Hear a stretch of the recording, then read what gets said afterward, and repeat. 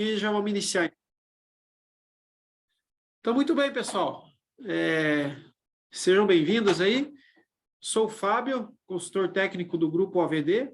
Então, como é de praxe, aí, a gente vem apresentando algumas lives aí, fazendo algumas lives aí da linha de equipamentos da Wonder. Então, a cada 15 dias a gente tem feito algumas lives, né? Então, dependendo do segmento, né, da qual vocês são autorizados, aí vocês recebem o convite. Então, o pessoal aí que está credenciado para a linha de máquinas de solda, né, inversores especialmente, receberam o convite aí para estar participando hoje. Então, lembrando que todas as dúvidas que vocês tiverem durante a apresentação ali, podem colocando no chat, então vai ser feito tudo através do chat. Então, não deixe de perguntar. Então, as dúvidas vão colocando lá, que na medida do possível, daí no final a gente vai responder para vocês aí, né, as dúvidas, esclarecer as dúvidas, os questionamentos aí. Então, peço que deixem os microfones desligados, né, então, durante a apresentação. Aí, no final, a gente vai estar esclarecendo as dúvidas aí, ok? Então, vamos iniciar aí. Hoje o foco é da nossa apresentação, esse inversor aqui, a RIV 228. Na verdade, está lá a 168 e a 228, né? O conceito basicamente é o mesmo. O que muda, na verdade, é só a capacidade da máquina. Então, a gente vai focar na 228. Mas o que a gente falar aqui da 228 vai valer para a 168, tá? Então, pedir para o Ronei compartilhar a apresentação, por favor.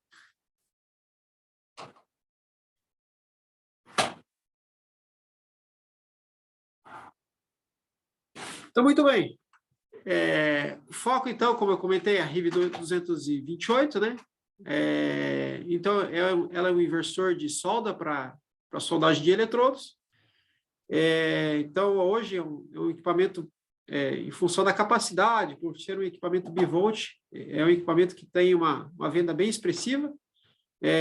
Nós temos na linha ainda a RIV 222, que é a concorrente interna dele, né? Então, a 228 agregou algumas funções que não tinha na 222. Hoje ainda nós trabalhamos com essas duas frentes aí. A gente tem temos a 222, porque tem muitas lojas, é uma máquina que a gente já tinha muitos anos já em linha, né? Então, é uma máquina bem consolidada. Então, a gente ainda optou por manter essa máquina em linha. Então, a gente tem a 222 e o modelo agora, que seria, em tese, o substituto dela é a 228. Mas vocês vão se deparar aí com muitos dos dois modelos. Os dois modelos são muito vendáveis. Né? Então, a gente tem bastante venda desse produto. Aí estão algumas informações de dados técnicos, tá? Então, é uma máquina bivolt automática, funciona em 127 e 220, com reconhecimento automático. Ela entrega 200 amperes quando ligado em 220, então posso usar eletrodo até 4 milímetros, e 120 amperes quando ligado em 127. Aí, nessa faixa de corrente, eu vou conseguir derreter um eletrodo de 3,25. Tá? Então,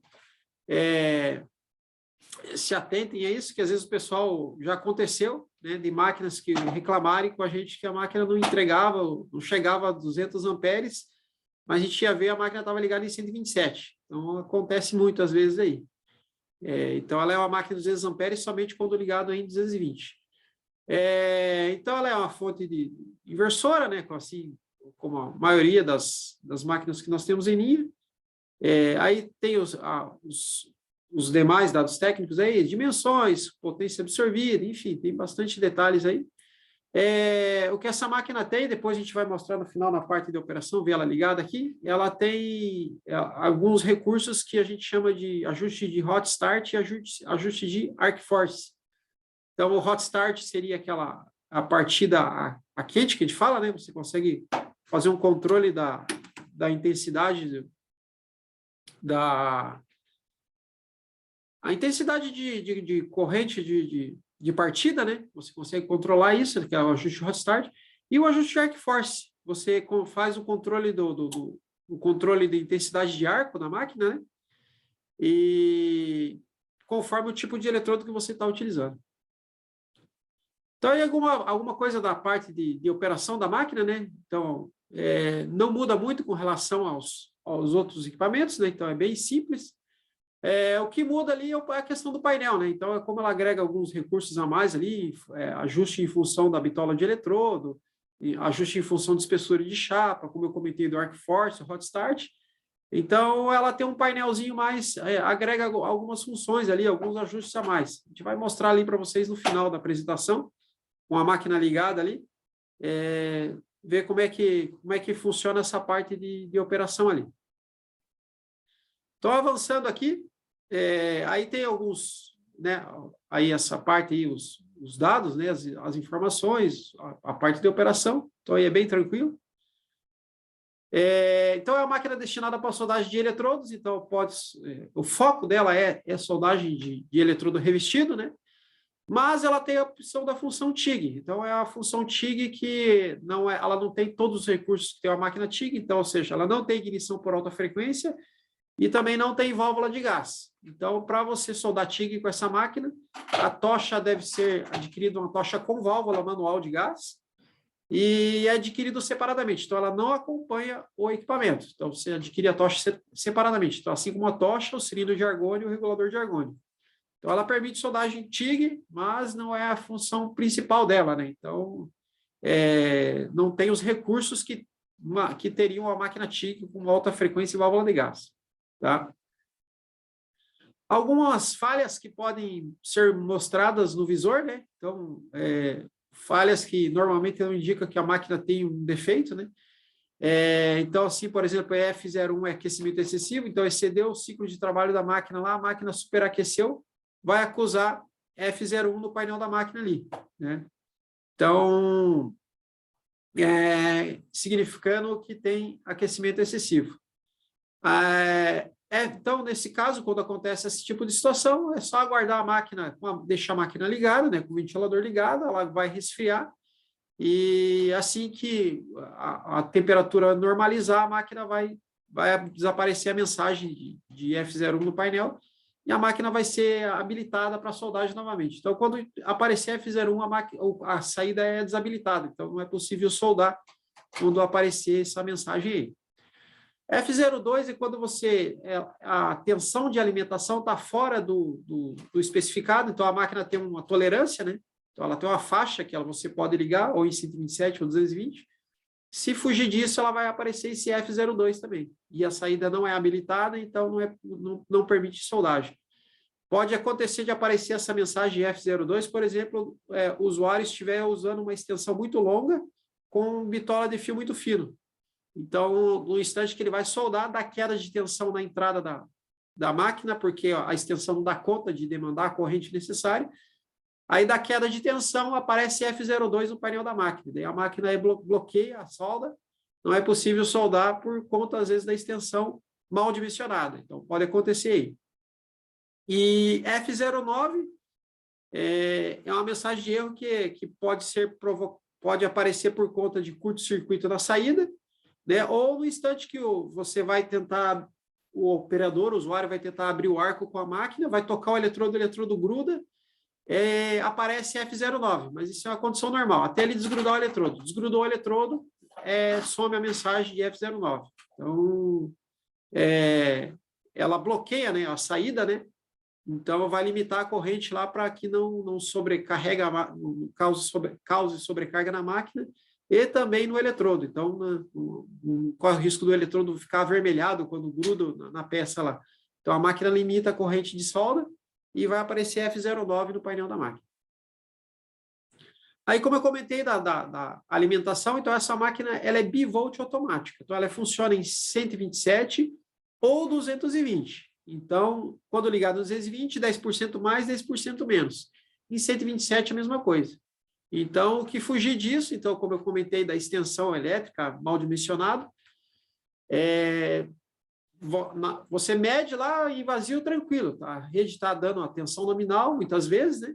Só que no instante que vai soldar, que é exigido da rede, e a fiação não é bem dimensionada, dá queda de tensão. Então, se a queda de tensão for abaixo, né, desses níveis tolerados pelo equipamento, é possível que apareça a mensagem de falha lá no painel da máquina, né, o F02. Aí está mostrando a questão do dimensionamento, né, que é a questão do fusível. o fusível, o disjuntor, né, de proteção, que deve ser utilizado na máquina, e a questão da extensão elétrica, né? Então, o caso de uso de extensão, a recomendação aí de bitola de fio indicado aí, né? Então, para cabo de alimentação de uma extensão de 15 metros, pelo menos um fio de 4 milímetros quadrados. E para a extensão de 30 metros, 6 milímetros quadrados. Tá?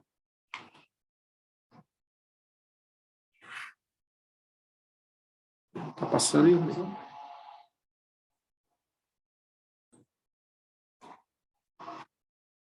Travou aí? Não, não está indo. Aqui não foi. Aí. Então, a parte interna do equipamento, aí uma visão geral dela, né? Então, ela tem basicamente uma placa que nós chamamos de placa principal. Nós temos a placa do painel, o interruptor liga-desliga, e o equipamento é dotado de 2 ventiladores, né? Então, por conta de ciclo de trabalho, essa máquina e o projeto dela leva 2 ventiladores. Então, para melhorar a circulação de ar, né? Então, a troca de calor, né? Essa máquina é dotada, em função da potência dela também, ela é dotada de 2 ventiladores. Tá? Então, possíveis intervenções aí que vocês possam fazer, é importante verificar a integridade desses ventiladores aí, né? Então, a máquina, ela não é modulada, né? Então, a máquina é tudo basicamente numa única placa aí. Aí, um destaque para a placa principal, né? O que nós temos de componentes aí? Nós temos, ela tem 4 capacitores, né, de 2.200 micro, 2 relés, né? Esses relés a gente já vai ver ali que eles fazem o acoplamento dos capacitores, conforme eu ligo, conforme intenção de rede. 4 IGBTs, então está ali a descrição, é um Toshiba 50JR22, 4 deles, né? Ali destaque para ponte retificadora, também são 2 pontes retificadoras, para dividir a corrente ali, né? Então, 2 pontes retificadoras de 50 amperes. Uma fonte auxiliar ali, que é montada ali, que vai fornecer as tensões auxiliares para a parte de controle do equipamento. Tem uma plaquinha de controle. Temos os diodos de saída, né, a retificação de saída. Tem um termostato e um indutor. E também ali no meio ali da placa o transformador. Então, esses são os principais componentes da placa principal aí, né, onde identificação de cada um deles aí. Obviamente, ali a gente está vendo os dissipadores, né? Então, esses componentes estão montados ali nos dissipadores ali, esses que estão em destaque aí. Aí temos um diagrama em bloco do funcionamento do equipamento. Então, esse diagrama aí, na verdade, a gente já em outras ocasiões, a gente já apresentou ele, né? Então, foi da RIV 122, da RIV 136, que o princípio é o princípio de funcionamento de qualquer inversor de soldagem, tá? Então, ele é bem genérico, né, esse diagrama em bloco aí. Então, mas é o conceito para, basicamente, todos os inversores de soldagem. Então, o que nós temos ali no bloco número 1? A alimentação de entrada, né, que é o interruptor liga-desliga. Então, quando você energiza o equipamento, é feita uma pré-carga, que nós falamos, né? O equipamento, logo na entrada de alimentação, você tem uma retificação, que é no bloco número 3. Então, quando a máquina, você energiza a máquina, os capacitores eles vão ser carregados, né? Que está no bloco número 4. Então, a pré-carga seriam termistores que estão em série com a alimentação, que vão fazer, digamos, uma carga lenta, né, desses capacitores, né, para não ser porque um capacitor, quando descarregado para a rede, ele é um curto-circuito. Então, você usa esses resistores de pré-carga, né, que são termistores, na verdade, né, para você fazer a carga, né, o carregamento dos capacitores de maneira suave, né, sem que seja de maneira... isso pode ser ruim para a rede, né? Então, o capacitor descarregado para a rede é um curto-circuito. Então, por isso que é feita uma pré-carga. Então, assim, a partir da retificação do bloco número 3, os capacitores são carregados, né, que são representados pelo bloco número 4. Feito isso, né, carregou os capacitores, a fonte auxiliar ali, o bloco número 5, ele é habilitado. Então, ele vai fornecer todas as tensões para a parte de controle do equipamento, para alimentar os ventiladores e para alimentar os relés. Então, depois de feita essa pré-carga, né, que a fonte ligou, aí os relés, né, eles comutam, fazendo um bypass ali desses resistores de pré-carga. Então, para a gente passar a carga plena, né, da rede para o equipamento, que daí os capacitores já estão carregados. Então, feito isso, os capacitores estão carregados, a fonte ligou, a máquina faz o reconhecimento da tensão de rede, para ver se ela foi ligada em 127 ou 220, para fazer o acoplamento, né? Então, ela vai ligar um relé para 220 e vai ligar 2 relés para fazer o acoplamento dos capacitores, para fazer a compensação da alimentação de entrada, né, quando ligado em 127. Então, a partir do bloco de capacitores, né, ele tem que entregar cerca de 300 volts em corrente contínua para o bloco número 7, que é o bloco inversor. Então, ali nós temos o bloco número 7, que é o bloco inversor, que é composto dos IGBTs. Então, os IGBTs, o que ele vai fazer? Vai pegar a tensão de entrada retificada a partir do banco de capacitores e vai passar para a corrente alternada novamente, só que em alta frequência. Então, a frequência da rede aqui lá na entrada, no bloco número 1, era de 60 Hz. A partir do bloco inversor, vai ser da ordem especificamente da RIB 228, em torno de 50 kHz. Então, ele vai entregar 50 kHz para o transformador. Então, ali nós temos o bloco número 8, um transformador abaixador, que vai baixar a tensão para níveis de soldagem. Então, o fato desse transformador, esse é a grande sacada do inversor, esse transformador ser um transformador extremamente compacto, porque ele opera em alta frequência. Então, se fosse um transformador que operasse na frequência da rede, ele seria um transformador bem grande e pesado, né?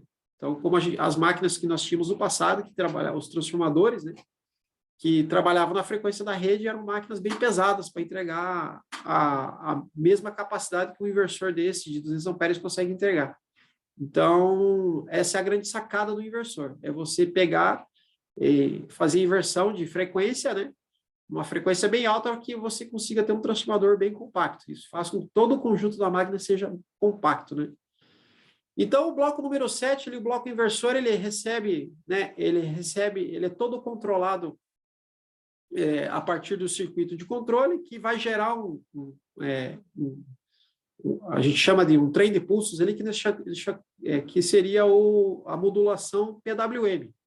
Então, a partir da placa de controle. Então, a gente tem um circuitinho que nós chamamos de drive, e esse drive é que recebe o PWM da parte de controle, né, e entrega para o bloco inversor. Então, ele é uma ponte, né, entre o controle e o inversor. Então, a gente vai ver que muitas vezes dos problemas que ocorrem na parte dos IGBTs, no bloco inversor, normalmente danifica o circuito de drive também, tá? Então, feito isso, a partir do transformador, nós temos uma nova retificação, que é o bloco número 9. Então, é feita a retificação, que vai entregar a corrente contínua na saída do equipamento. Então a gente tem lá mais ali a polaridade definida ali, mais e menos, né? Então, os inversores em geral são fontes de corrente contínua. Então, você precisa de uma nova retificação ali no bloco número 9. Então, a retificação de entrada, por exemplo, o bloco número 3, ela é um pouquinho diferente da retificação de saída número 9, tá? A retificação de entrada ali, o número 3, utiliza diodos comuns, né? Uma ponta identificadora de diodos comuns. E esse bloco número 9 aí, como o transformador ali entrega em alta frequência, né? Então, como eu comentei, em torno de 50 kHz, a partir desse bloco número 9 aí, os diodos aí são diodos especiais que nós chamamos de diodos de ultra rápidos, né? Então, o diodo que você usa no bloco número 3 lá, não é o mesmo que você usa no bloco número 9. Então, são diodos diferentes aí, tá? São diodos ultra rápidos, tá? Então, esse aí, mais ou menos, é um esqueminha aí, né? Um princípio de funcionamento dos inversores aí, né? Através desse diagrama em bloco aí. Então, desmiuçando aí um pouquinho, né? Dessa parte que nós comentamos do diagrama em bloco, então nós temos aí a retificação de entrada. O que consiste a retificação de entrada? São aquelas duas pontes retificadoras, né? Que era o bloco número 3, que eu havia comentado lá no diagrama em bloco. Então, a tensão da rede é retificada, né? Aí passa pelo termistor ali, representado pelo R43. Então, para fazer a pré-carga, né? Então, é feito a pré-carga a partir desse termistor aí, que vai entregar a corrente contínua para os capacitores, né? Representados ali pelo C14, C12, C13 e C17. Então, esses capacitores, eles vão receber a carga a partir do termistor ali, né? Então, para fazer a carga desses capacitores, depois que os capacitores são carregados, que a fonte auxiliar é habilitada, nós temos o relé ali, o K1B ali. Esse relé, depois, depois que a fonte é ativada, né? A fonte auxiliar é ativada, esse relé atraca, e daí ele vai fazer um bypass ali do termistor. Então, toda a carga vai passar pelo contato do relé, e não mais pelo termistor. Então, se, por exemplo, acontecer de algum problema com esse relé aí, ou algum problema na parte de controle, que o relé não recebe sinal da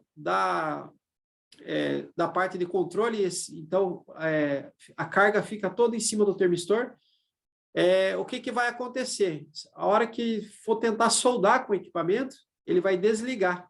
Então, esse termistor aí, ele é um termistor do tipo PTC, o que acontece? À medida que a corrente que circula por ele é aumentada, a resistência dele vai aumentando. Então, quanto mais ele aquece, né? Quanto mais corrente passa por ele, mais ele aquece. E quanto mais ele aquece, mais ele aumenta a resistência. Então, vai chegar num ponto que a resistência fica num valor tão alto, né? Em função da corrente que circula por ele, que os capacitores vão descarregar e a máquina vai desligar. Então, um problema com esse relé aí, né, faz com que, no instante que vai soldar, né, a máquina desligue. Então, aí depois que você... o termistor esfria, a máquina volta a ligar, e assim vai acontecendo. Ela fica ligando e desligando, né? Então, você vai ver lá o termistor está quente, e o relé, às vezes, não está entrando. Então, aí tem que ver as causas por que o relé não está entrando. Pode ser um problema com o próprio relé ou o sinal dele que não está chegando, né? Então, está aí a parte, esse é o circuito da retificação de entrada. Aí temos a parte da fonte auxiliar. Então, a partir da retificação de entrada, esse circuito aí é alimentado. Então, esse aí é todo esquemático da fonte auxiliar. Então, esse é um circuito que costuma dar bastante problema, porque em função de variação de rede e tal, né, o uso, às vezes, de extensões mal dimensionadas, esse é um circuitinho que sofre bastante. Então, esse circuito, basicamente, é uma fonte chaveada. Uma fonte chaveada de computadores, né? Então, ele pega lá os 300 volts vindo a partir do banco de capacitores, e faz um novo chaveamento aí, né? Então, é como se fosse um mini inversor aí, integrado aí, para alimentar a parte de controle de equipamentos. Então, as tensões que nós vamos encontrar aí seriam 15 volts e 24 volts DC, né? Então, os 24 volts para alimentar os ventiladores e os relés, e os 15 volts para alimentar o circuito de controle. Então, está aí todo o esquemático do circuitinho da fonte auxiliar aí. Não vou entrar muito no mérito do detalhe do funcionamento, porque assim, aí vai mais de vocês, aí mais conhecimentos de eletrônica, né, que vai exigir de vocês para fazer uma intervenção nesse circuito aí. Então, situações de garantia, vocês não vão precisar fazer intervenção nesse circuito, então, simplesmente vocês vão precisar identificar onde está o problema, é na placa principal, aí vocês vão fazer uma solicitação da placa principal. Então, não se preocupe que em situações de garantia, que vai ser a maioria das situações, vocês não vão precisar fazer intervenção nesse circuito aí. Aí nós temos um circuitinho que faz o reconhecimento de tensão, né? Então, para saber se a máquina foi ligada em 127 ou 220, então ele vai comutar o relé K2A, né?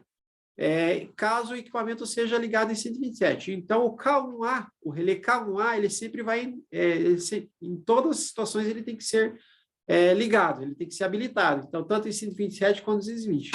A única coisa que vai mudar é que quando você liga em 127, aí o K2A tem que ser atracado. Então, voltando aqui, nesse circuito aqui, ó, se vocês olharem ali o K2B ali, ó, ele pega uma das partes das pontas de alimentação e ele joga bem no meio da junção dos capacitores ali. Então, isso, esse que o Ronei está circulando aí, esse relé aí. Então, ele vai jogar a alimentação lá na junção dos capacitores. Para quê? Para que você obtenha os 300 volts, né? Entre o mais HT lá na saída lá e o negativo, tá? Então, entre o positivo e o negativo dos capacitores lá. Para que você consiga atingir os 300 volts, mesmo quando o equipamento ligado em 127, tá? Então, esse é o circuitinho que faz o reconhecimento de tensão. Através desse optoacoplador aí, o U6 aí, o PC817, ele vai dizer para a máquina, ali, para ver se a máquina foi ligada em 127, e esse optoacoplador vai habilitar o relé K2A lá. Aí o circuito inversor, então esse aqui é o circuito principal, que é dotado dos IGBTs. Então esse módulo de IGBTs aí, ele vai receber os 300 volts a partir dos capacitores, vindo lá do banco de capacitores, e também vai receber o sinal PWM, vindo do circuito de controle, né, do circuito de drive, que vai fazer o chaveamento, né, desses transistores aí, né? A gente chama o IGBT é um tipo de transistor, né? Então, ele vai fazer o chaveamento desses IGBTs aí para o transformador. Então, ele vai pegar... Então, qual que é a função dele? Pegar a corrente contínua, vindo do banco de capacitores, e passar para a corrente alternada em alta frequência. Então, o PWM vai fazer o chaveamento desses IGBTs para que seja entregue corrente alternada no transformador ali em alta frequência, para o transformador baixar a tensão para níveis de soldagem. Então, como vocês, para quem sabe, ou para quem não sabe, o transformador ele só opera em corrente alternada. Então, quando você alimenta um transformador com corrente contínua, é um curto-circuito. Então, por isso que você tem que fazer essas alternâncias, né, para que você consiga fazer o transformador operar de maneira adequada. Então, por isso desses IGBTs aí para fazer essa modulação aí. Aí a retificação de saída, a partir do transformador, você tem uma nova retificação aí, né, que passa por esses diodos aí, que são módulos de diodos, né? Então, cada módulo desse tem 2 diodos. Então, que vai fazer a retificação para entregar o positivo e negativo na saída da máquina lá. Então, está aí a exemplificação e a explicação desse circuitinho aí. Essa apresentação vai ser disponibilizada para vocês, tá, pessoal? Então, tá sendo gravado, então a apresentação também vai ser disponibilizada para vocês no Telecontro, então vai ter um PDF lá dessa apresentação, e também depois, posteriormente, vocês vão poder consultar esse vídeo aí. Aí um circuitinho de controle, então a placa principal tem um circuitinho de controle que faz o PWM para o circuito de drive. Então aí está um circuitinho bem simples, esse circuito aí. Aí aqui nós temos o circuitinho de drive. Então, esse circuito ele vai pegar o PWM a partir da placa de controle, né? Aí ele vai passar por um transformadorzinho, tem um transformadorzinho de pulso ali, que vai fazer o chaveamento, né, entregar o PWM para os IGBTs. Então, esse circuitinho aqui também é um circuitinho que vocês eventualmente vão precisar fazer bastante intervenções nele, em função quando ocorrer um dano nos IGBTs. Então, na maioria das vezes, quando ocorre dano nos IGBTs, esse circuito também é danificado. Então, especialmente a partir do transformador de pulso aí, que vocês estão observando ali. Então, ali, todos aqueles resistores ali, R67, R68, R69, todos esses diodos Zener aí, o DZ3, DZ4, o DZ5, são os que mais danificam aí, são bem comuns danificarem esses 2 transistores aí, o Q4 e o Q5, são 2 BCs, né, BC327, também danificam. Então, é importante estar atento aí nesse circuito aí na substituição dos IGBTs. Então, se fizerem a substituição dos IGBTs e algum dano, né, um diodo desse que esteja em curto, na hora de ligar a máquina, os IGBTs vão fritar de novo. Não vai danificar na hora se esse circuitinho não estiver adequado. Então, o que é importante fazer? Quando vocês fizerem uma intervenção, né, fora de garantia, que vai ser somente nessas situações, é importante, na hora de substituir, vocês vão ter que sacar os IGBTs, fazer o reparo no circuito de drive e ligar o equipamento depois sem os IGBTs e medir o PWM, ver se o PWM está de acordo, né, em cima de cada IGBT lá, utilizando o osciloscópio. Se tiver ok, aí vocês podem avançar com a montagem dos IGBTs. Circuitinho de painel, então, basicamente ele é dotado de um controlador. Então, toda a lógica do equipamento é a partir da placa de painel. Então, tudo passa por esse controlador aí. Então, nós temos um controlador aí que vai fazer todo o gerenciamento do equipamento aí. Então, tudo que acontece com o equipamento, né? Feedback de saída, né? O PWM, tudo é a partir desse cara aí, da plaquinha de painel, que é dotada de um controlador. Essa placa normalmente não se faz, primeiro que é difícil dar problema, e segundo que não tem muito o que fazer. Então, se der algum problema, provavelmente vai ser no controlador, eventualmente a gente tem um regulador de tensão ali, um 7805, que pode vir a dar problema, que de repente possa ser feita uma intervenção. Mas, em geral, essa placa aí, se identificar um problema nela, vai ter que ser substituída. Não há o que fazer nessa placa aí. Tá? Também não é uma placa cara, né? Então, em situações fora de garantia, não é um equipamento, não é uma placa de cara lá, qualquer coisa também vocês podem consultar lá no Telecontro lá. Vocês têm um desconto enquanto assistência técnica, então é bem tranquilo. Então, também ela é dotada do display, então todo o display é montado nesse circuitinho de painel aí. Tá? Aí, agora, algumas medições, né, que vocês poderão fazer com o equipamento.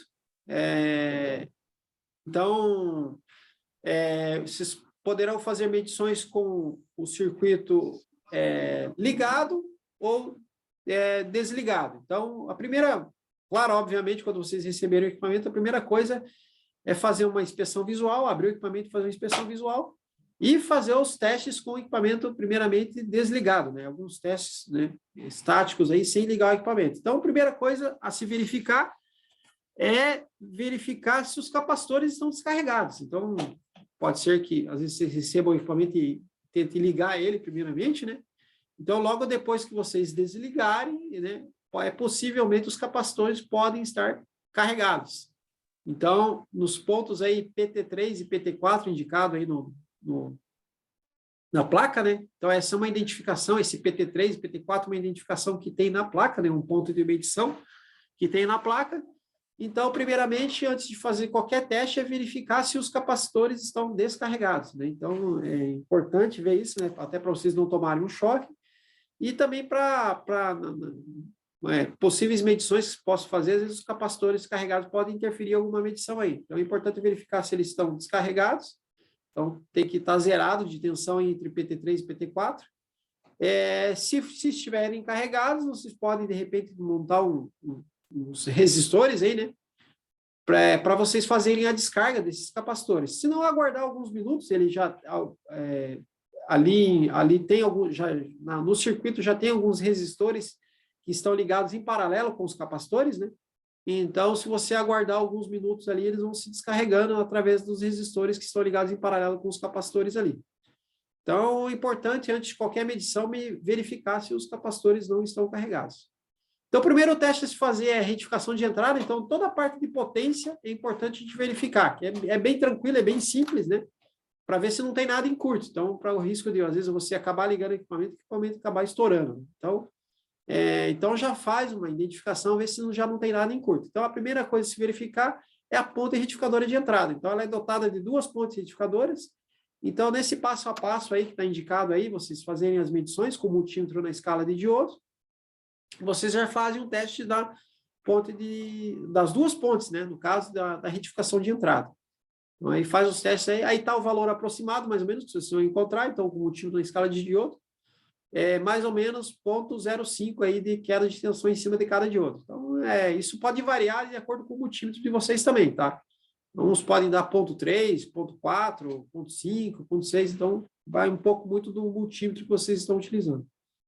Ali embaixo, no canto inferior, vocês têm como é que é montada, como é que é cada ponta retificadora dessa internamente, né? Então, cada pontezinha dessa tem 4 diodos, e ali está a disposição dos diodos, né? Como é que são esses diodos montados dentro dessa ponta retificadora aí. Então, às vezes, se vocês precisarem testar fora, né? Sacar essa ponta retificadora, vocês podem utilizar como referência ali ali o circuitinho que está mostrando como a disposição dos diodos ali. Então, o diodo, como vocês bem sabem, medindo o multímetro, num sentido ele conduz, se você inverter as pontas, no outro sentido ele não conduz. Então, assim, medindo ele diretamente da placa, pode ser que conduza nos dois sentidos, em função, porque tem os capacitores, enfim. Então, é importante se basear pelos valores de referência que estão mostrados aí nessa tabela aí. Aí a retificação de saída, então para testar a retificação de saída é simplesmente colocar o multímetro na escala de diodo nos terminais de saída da máquina, entre o positivo e o negativo. Então o valor aproximado ali, né, com a ponta vermelha no PT28 e a ponta preta no PT29, vocês vão ter mais ou menos aí 0,370 de queda de tensão de saída ali. Então multímetro em escala de diodo. Pode colocar direto nos terminais positivo e negativo da máquina também, que você consegue medir. Então, no sentido ele conduz, vai dar esse valor aí. No outro sentido, ele vai dar, ou não dá nada, ou vai dar um valor bem alto. Tá? Então, o importante é verificar se realmente o que pode acontecer, o que é mais comum, né? De repente, esse diodo entrar em curto. É mais comum que eu digo assim, não é numa frequência muito grande. Mas, quando ocorre um problema neles, o mais comum é eles entrarem em curto. Então, quando vocês colocarem ali os pontos do multímetro, o multímetro vai zerar. Então, o valor mais ou menos aproximado é esse aí que está mostrado na tabela. Aí, o teste dos IGBTs. Então, vocês podem fazer a medição dos IGBTs medindo diretamente nos terminais do IGBT ou através dos pontos de medição indicados aí nessa tabela também. Então, aí vocês testando aí, usando fazendo esses testes aí mostrados na tabela, né? Com o multímetro na escala de diodo também. Aí vocês vão ter o valor aproximado medido ali em cada medição daquela ali mostrada ali na tabela. Ou medindo diretamente nos terminais. Então, verificar se eles estão em curto ou possivelmente aberto. Quando os GBTs eles abrem, é visual. Então, o que acontece? Quando você liga a máquina, ela até energiza, liga a fonte, mas não dá tensão de saída. Talvez vá aparecer alguma mensagem de erro no painel da máquina, por conta de que não tem tensão de saída. Outra situação é o IGBT entrar em curto. Então, uma situação ele ficar aberto, ele abrir, ele rompe. Aí, nesse caso, muitas vezes a máquina liga, a máquina ela consegue ligar a máquina, a fonte auxiliar é habilitada, mas, obviamente, não vai ter tensão de saída. Outra situação é o GBT entrar em curto. Se o GBT entrar em curto, na hora que você vai tentar ligar a máquina, ela não liga. Ela simplesmente fica inoperante. Então, você vai ver lá os capacitores, às vezes eles não se carregam, porque os GBTs estão logo após o módulo de capacitores, então a máquina não consegue nem ligar. Então, observa-se que o termistor, que é aquele que faz a pré-carga lá, ele fica bem quente e a máquina não liga. Então, um dos sintomas né, a primeira coisa a se verificar, geralmente, quando você tem uma máquina que chega a alimentação nela e ela não liga, provavelmente os IGBTs estejam em curto. Então, aí tem que verificar essa parte aí. Ou IGBT ou a retificação de entrada. Então, o mais comum é os IGBTs. Aí, agora, a gente vai passar por algumas medições que vocês podem fazer com equipamento energizado. Então, é importante, para quem não tem uma lâmpada série, montar um circuitinho de lâmpada série lá, tá? Então, para que vocês possam fazer medições com equipamento ligado. Então, qualquer situação de às vezes, acabar um IGBT entrando em curto durante uma medição, alguma coisa assim, para que não cause algum tipo de estouro, explosão, né? vocês utilizando a lâmpada série pode amenizar isso. Então, é importante vocês fazerem, quem tiver, né? Quem não tem, que providencie, é importante. E quem já tem, não deixe de usar a lâmpada série quando for fazer essas medições com o equipamento ligado. Então, aí a gente tem, energizando o equipamento, aí vocês têm alguns pontos de medições aí que vocês podem estar realizando aí com o multímetro, né? Então, aí as tensões estão identificadas aí através de V1, V2, V3, V4, V5, enfim. São os pontos onde vocês vão fazer as medições de tensão. Então, o que é cada ponto de medição desse aí? Então, está nessa tabela aí. Então, V1, por exemplo, é a alimentação de entrada. Então, se é 127, vocês vão medir 127. Se é 220, vão medir 220. V2, tensão no banco de capacitores. Então, aí observe com relação à escala do multímetro, né? Então, na entrada no V1, vocês vão medir em AC, e todas as demais ali o multímetro vai ter que estar a escala em DC. Então, DC, V2, quando em 127 é 290 volts, quando é em 220, 320 volts. Então, assim, as medições que mais ou menos que vocês vão encontrar em cima do banco de capacitores. V3, então, é alimentador do oscilador da fonte. Então, o que acontece? A fonte auxiliar, ela é alimentada através do banco de capacitores. Então, vocês têm uma situação de uma máquina que não liga, por exemplo. Ela não liga, vocês foram lá e fizeram a medição da ponte retificadora de entrada, a ponte está ok. Vocês foram lá e mediram os IGBTs, eles estão ok, não tem problemas com o IGBT, mas mesmo assim a máquina não liga. Então, um possível problema pode ser na fonte auxiliar. Então, o que vocês precisam fazer? Precisam ligar e energizar o equipamento e ver se o equipamento está com os capacitores, tem tensão em cima dos capacitores. E, a partir na tensão V3 ali, é a alimentação da fonte. Então, a fonte tem um oscilador ali, né? Que vai fazer um chaveamento, né? É uma fonte chaveada, né? Então, ali vocês vão pegar a alimentação desse integrado lá, que é esse oscilador aí. Então, tem que ver se tem os 18 volts ali. Se vocês tiverem os 18 volts ali, provavelmente é um problema no circuito da fonte auxiliar. Se não tiver os 18 volts, aí tem que pegar o esqueminha eletrônico lá, que tem alguns resistores que fazem a queda de tensão para essa fonte aí. Então, assim, são 300 volts que chegam ali, mas você precisa entregar 18 volts para alimentar para a fonte. Então, ele passa por resistores, né? Para provocar essa queda de tensão ali, para não dar sobretensão em cima do integrado lá. Então, ali é um ponto de medição. Então, se vocês têm 18 volts ali no V3, mesmo assim a máquina não liga, então vamos ter que ver o V4, ver se tem a tensão na saída da fonte. Então, se tem tensão na entrada da fonte, então vamos verificar se tem tensão na saída da fonte. Então, através do V4. Então, o que o V4 faz? Ele é a saída da fonte auxiliar. Então, vocês vão medir 24 volts, que alimenta os relés e os ventiladores. Então, o indicativo de que a fonte está funcionando é se o ventilador ligou. Então, se o ventilador liga, significa que a fonte auxiliar está funcionando. Se o ventilador não liga, então tem que verificar se tem tensão nesse ponto V4 aí. Situações de ventilador em curto, por exemplo. Ventilador em curto ou um relé com bobina em curto podem fazer com que essa fonte não habilite. Então, às vezes é importante, na hora de medir esse V4 aí, desacoplar os ventiladores, né, e fazer a medição com os ventiladores desligados, muitas vezes, tá? Então, pode ser que, às vezes, o próprio ventilador está matando a fonte auxiliar. Então, uma sobrecarga no ventilador, um ventilador em curto, pode matar a fonte e faz com que a fonte não funcione. Então, já aconteceu, já pegamos casos assim.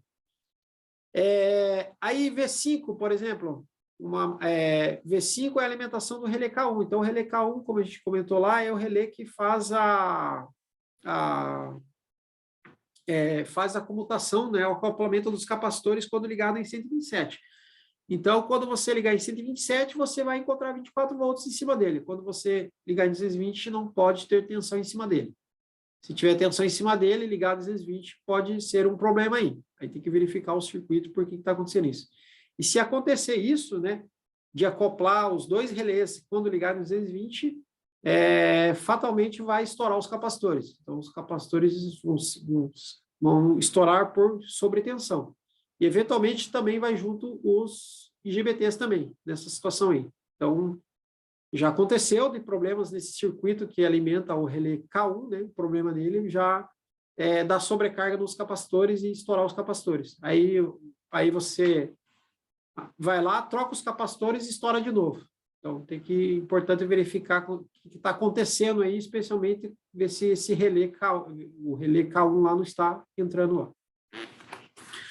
Aí nós temos o V6, que é a alimentação para o circuito de controle, né, e placa do painel. Então, seriam 15 volts, e a partir nós temos um regulador de tensão lá, um 7815, que entrega esses 15 volts para o circuito de controle. E o V7, que é a tensão de saída. Essa máquina aí, a gente vai comentar ali na parte de operação, ela tem a função chamada VRD. O que é a VRD? É redução de tensão nos terminais de saída a vazio. Então, a tensão de saída em vazio ela é reduzida ao nível de 13 volts, mais ou menos. Então, se vocês estiverem com o VRD on, vocês vão encontrar 13 volts na saída, como se fosse a saída TIG tivesse habilitado, que ou em TIG ou em VRD on, vocês vão encontrar 13,5 volts. E com o VRD off, aí vocês vão encontrar em torno de 80 volts de saída, tá? Em 127 dá um pouquinho mais de tensão do que em 220. Então, dá cerca de 85 volts em 127, 80, 85 e 75, 80 volts em 220. Os valores ali são mais ou menos nessa faixa aí. Então, é importante que vocês não encontrarem um nível de tensão bem baixo, é importante verificar no painel da máquina se o VRD não está ativado.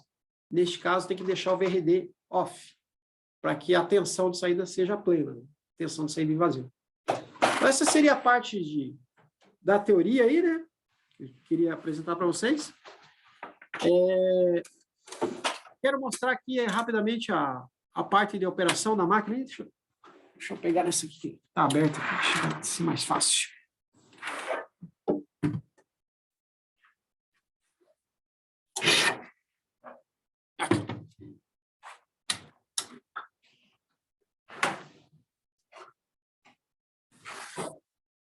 Então, eu energizei a máquina aqui, pessoal. E aqui está o painel dela, né? Então, aqui você vai regular a corrente.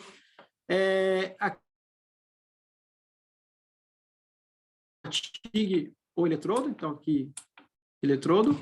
E aqui a questão do VRD que eu falei para vocês, ó. VRD off, VRD on. O que é o VRD? Ele reduz a tensão, quando está ativado aqui, ele reduz o nível de tensão de saída vazio aqui para diminuir o risco de choque elétrico para o operador.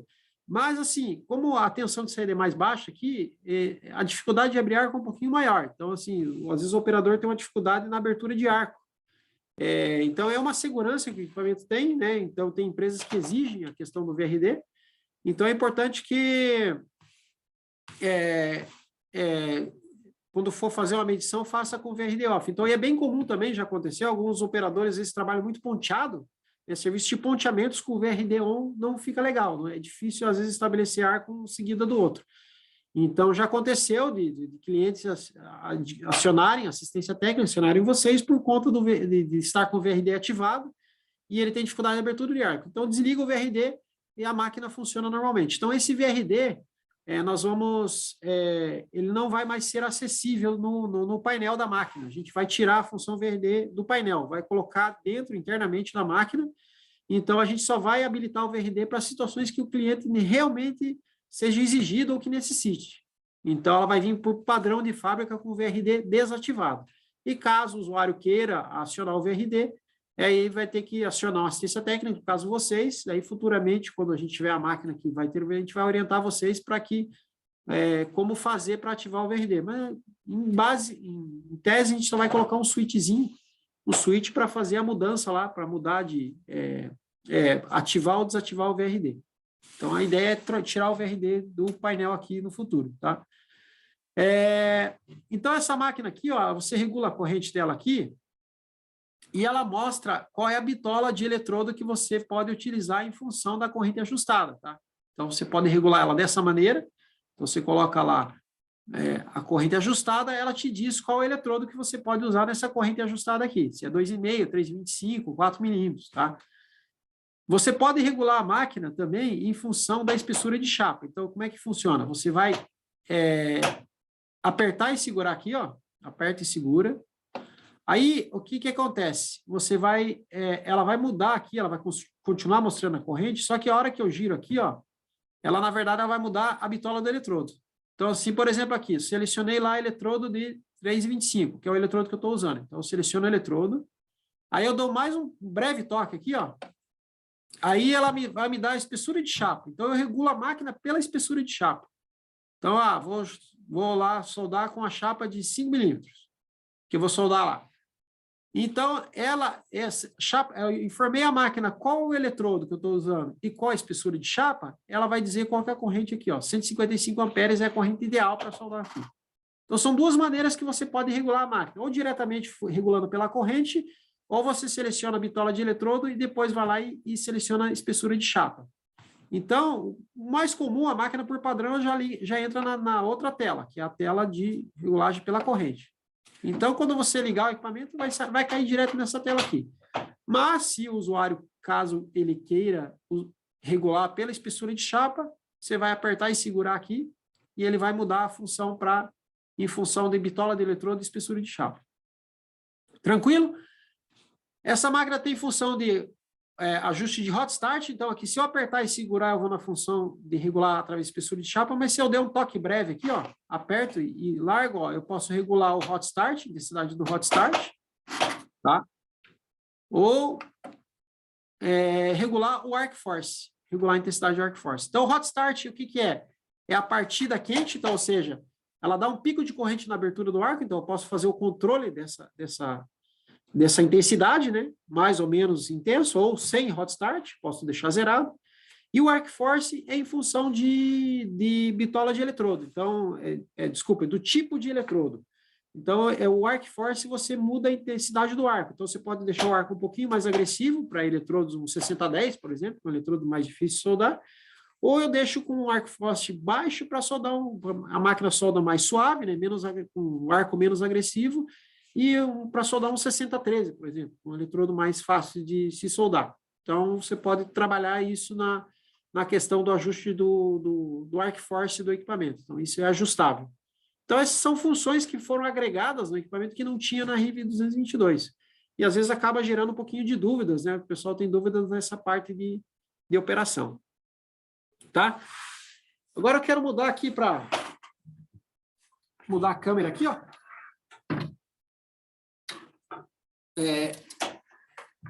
Vou mostrar aqui para vocês, então, a placa do equipamento. Então, nós temos aqui alimentação de entrada, tá?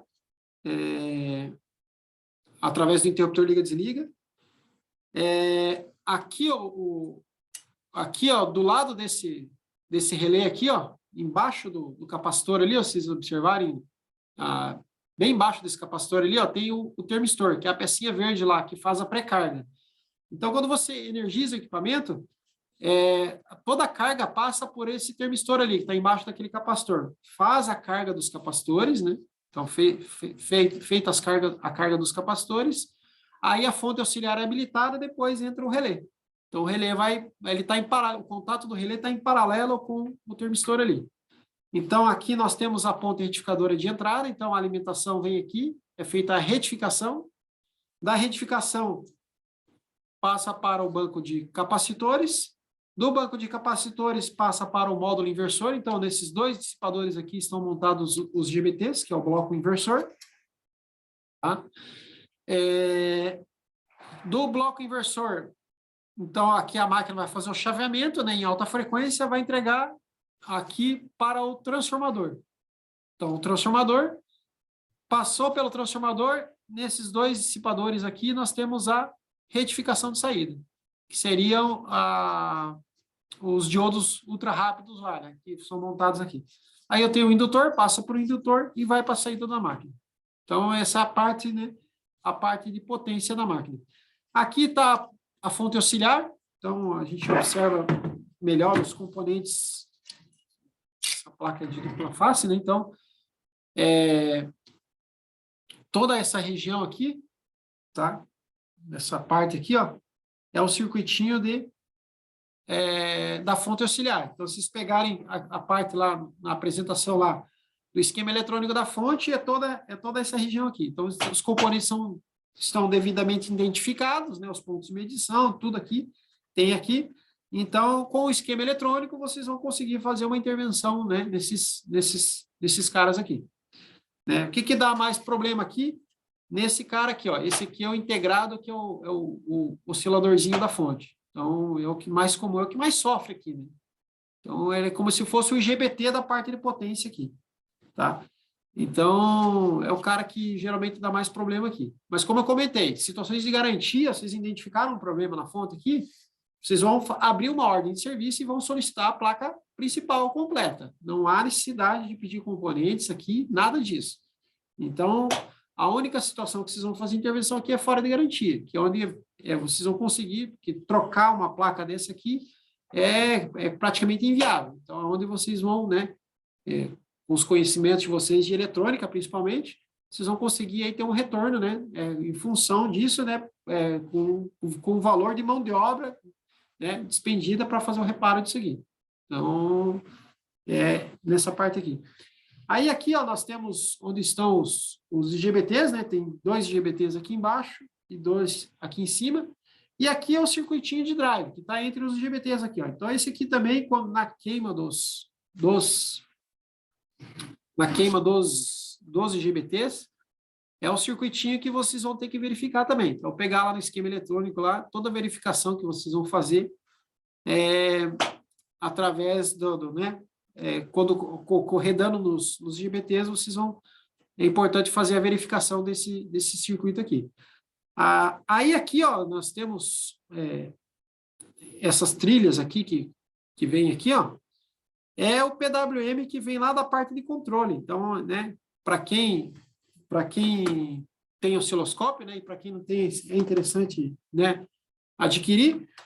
O osciloscópio é uma ferramenta importante para quê? Para que vocês façam a medição, né, do PWM, para saber se, no caso de dano dos GBTs, por exemplo, vocês precisam saber se, além dos GBTs, tem mais coisas com problema. Então, vocês vão sacar os GBTs, vão ligar o equipamento, ver se ele vai ligar, né, se a fonte auxiliar está funcionando, e aqui vocês vão medir o PWM com o osciloscópio, para ver se a forma de onda, né, uma forma de onda quadradinha, vai estar chegando de acordo aqui, e após o drive também. Então, vocês vão sacar os IGBTs e vão medir entre as extremidades de cada IGBT ali. Então, são 3 terminais que os IGBTs têm, vocês vão pegar nas extremidades e colocar o osciloscópio ali e ver se tem o PWM, antes de vocês montarem os IGBTs novamente.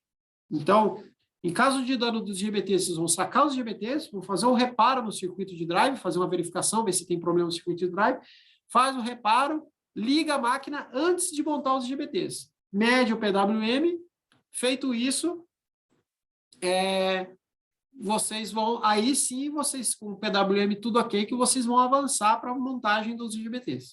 Tá legal? Então, esses pontos de medição aqui, tudo está lá no esquema. Então, para vocês medirem o PWM aqui, tá? É bem tranquilo. Então, hoje, esses osciloscópios digitais não precisam se preocupar muito com o ajuste. Então, vocês vão colocar lá e vão apertar o osciloscópio, tem um botão alto ajuste, auto run, enfim. Vocês vão apertar o alto lá, ele vai se auto-ajustar e vai te dar a melhor resolução aqui na tela para vocês verificarem a forma de onda a forma de onda do PWM ali. Tá legal? Aí, na apresentação lá eu não coloquei, mas eu vou disponibilizar para vocês a forma de onda que vocês encontram aqui, né, medindo com o osciloscópio ali, indicando os pontos de medição e qual a forma de onda encontrada ali e a frequência, né, que vocês vão encontrar mais ou menos medindo o PWM ali. Certo? Que mais? É basicamente isso aí. Então, o que dá mais problema aqui? Na fonte auxiliar e nos IGBTs. São os locais aí, né, as partes que dão mais problema aí. Mas, como eu falei, situações de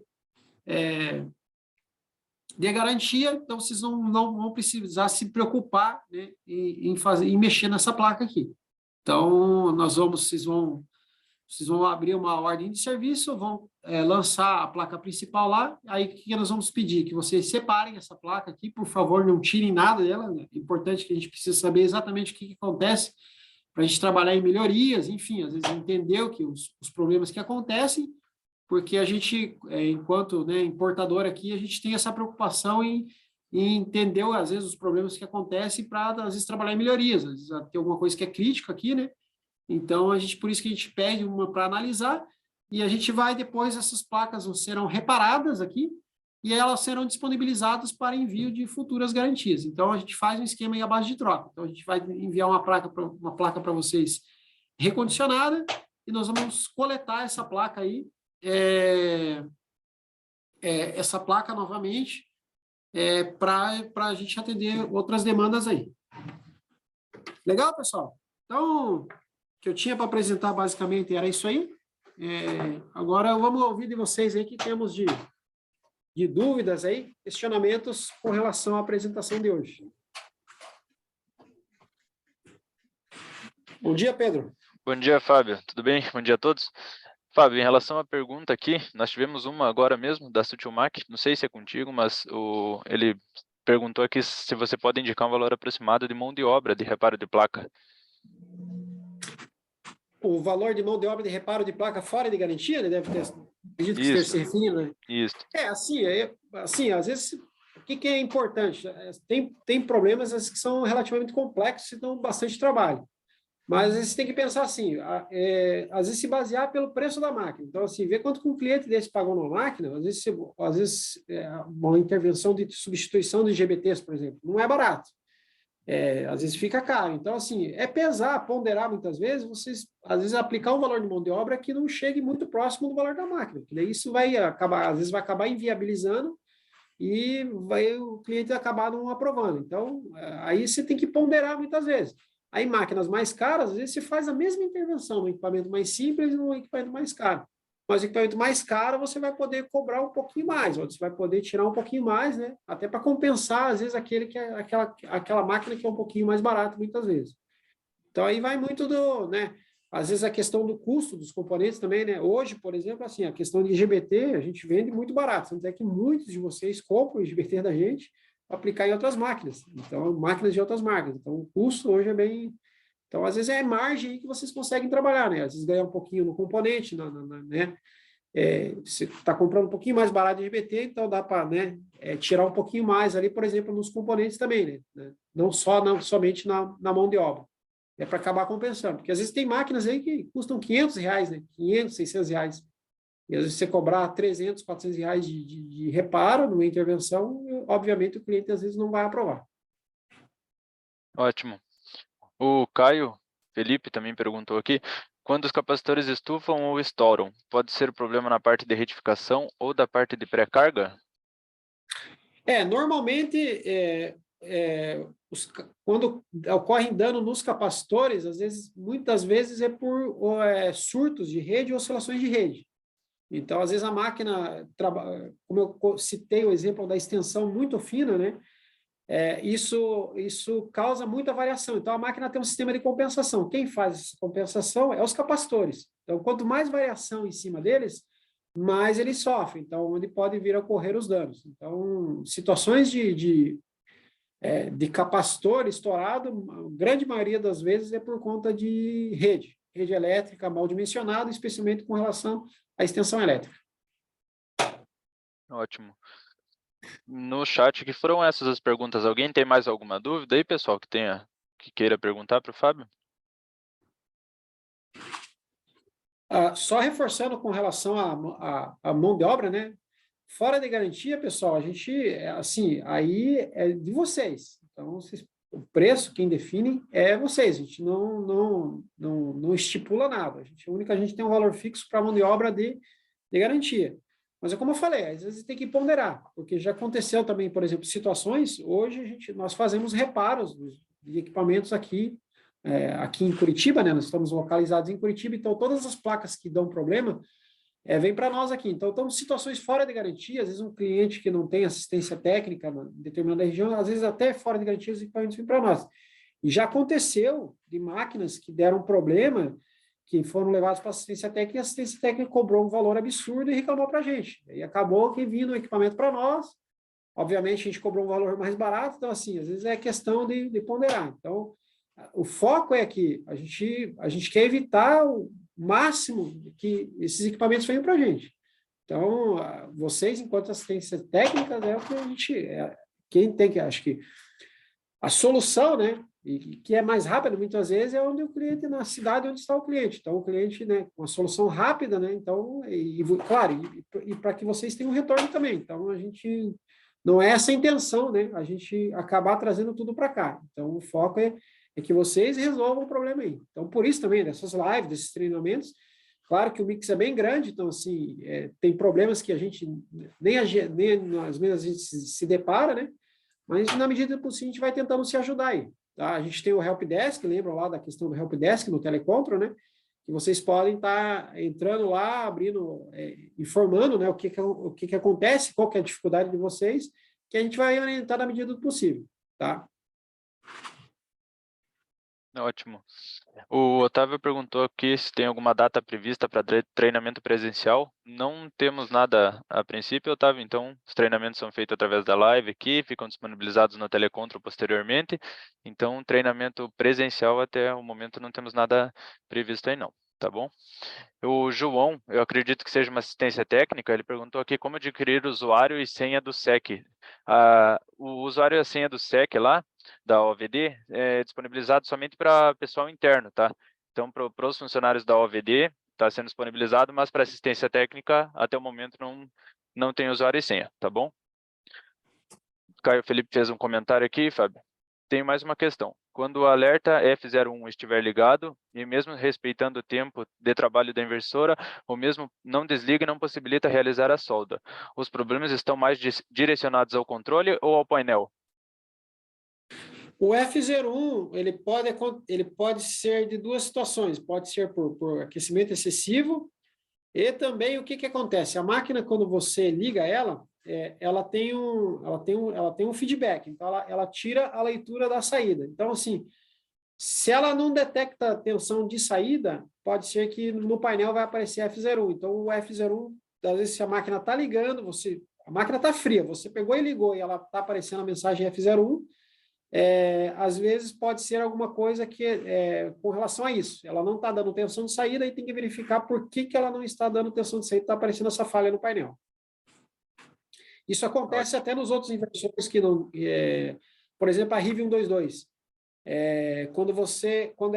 Quando ocorre um dano nos GBTs, os GBTs abrem, mas a fonte liga, ela aparece F01 no painel. Então, os GBTs são abertos, a fonte liga, porque não tem intenção de saída, ela acaba aparecendo F01 no painel. Perfeito. O William perguntou aqui se existe algum tipo de varestor para proteger contra surto na rede. Assim, em tese, assim, os capacitores eles absorvem digamos, essa variação. Claro que dependendo do surto, né, muito grande, a máquina é dotada de alguns filtros, mas isso pode ser que não iniba. Mas, assim, eu friso bastante com relação à rede elétrica na questão do dimensionamento da fiação elétrica. Então, assim, normalmente as companhias distribuidoras de energia, elas entregam, né? Elas têm que cumprir, né? Então, elas são regulamentadas para entregar dentro daquela especificação. Então, onde está o problema? Do poste para dentro da empresa, né? Então, às vezes, são muitos equipamentos ligados ao mesmo tempo, isso causa muita variação de rede. Então, o que pega bastante mesmo é a questão do dimensionamento. Então, frisar essa questão, às vezes um cliente que tem muito problema com máquina, assim, nesse sentido, às vezes ele passar a usar uma extensão mais adequada, ele vai gastar uma vez, né? Dependendo do comprimento da extensão que ele precisa, fica até mais caro que a própria máquina. Mas evita problemas aí. Ótimo. Fábio, o Jairo perguntou, bom dia, vocês conseguem repassar os esquemas elétricos das inversoras para as assistências autorizadas? Jairo, os esquemas elétricos estão disponíveis. Pode falar, Fabiaça. Não, isso aí são disponibilizados tudo no telecontrole. Então, claro que dependendo do equipamento, nem tudo, assim, como às vezes são esquemas eletrônicos, então, assim, a fábrica, às vezes, eles nos limitam algumas informações. Então, assim, às vezes, eles acham que a gente vai, às vezes, copiar o projeto, enfim. Mas o que a gente tem disponível, né, e que vocês precisarem, a gente vai estar disponibilizando, que é o caso dessa máquina aqui, por exemplo. Então, hoje, com essa apresentação, a gente vai pendurar lá. Então, o esquema dessa máquina aqui vai estar todo disponível no telecontrole. Então, assim como de outros equipamentos também. Então, às vezes pode ser uma situação, eu estou com um problema numa fonte de um determinado equipamento e não tem esquema. Põe lá, ou não tem o esquema lá no telecontrole, aí abre um helpdesk lá, a máquina está acontecendo isso, eu preciso desse esquema, ou preciso da descrição de alguns componentes aqui que eu não consegui identificar, aí o helpdesk lá é o caminho. Ótimo. É isso aí, pessoal. Mas os que estão disponíveis no telecontrole são diagramas em blocos, ele falou. Então, nesse caso, Jair, pode abrir um helpdesk lá e passa especificamente o que você precisa lá. Mas, por exemplo, RIV 122, RIV 136, que a gente já tem live, agora essa RIV 228, isso aí está disponibilizado por completo lá. Tá ok? Pessoal, agradeço a atenção de vocês aí, mais uma vez, né? Então, reforçando qualquer dúvida, a gente vai estar à disposição. E lembrando que é através do helpdesk lá no Teleconto. Então, assim, a gente, às vezes, o pessoal tenta ligar aqui muitas vezes para nós, mas nem sempre, né, o técnico da linha, né, ou seja, da combustão, de ferramenta elétrica ou de solda, está disponível para atender vocês naquele momento. Então, por isso que a gente pede encarecidamente que né, os atendimentos sejam priorizados, tudo via helpdesk. Então, às vezes, por telefone fica um pouquinho mais complicado, em função até das outras demandas que a gente tem aqui dentro, tá? Tá ok? Agradeço a atenção, tenham um bom dia, uma boa semana e um bom trabalho a todos aí. Até mais.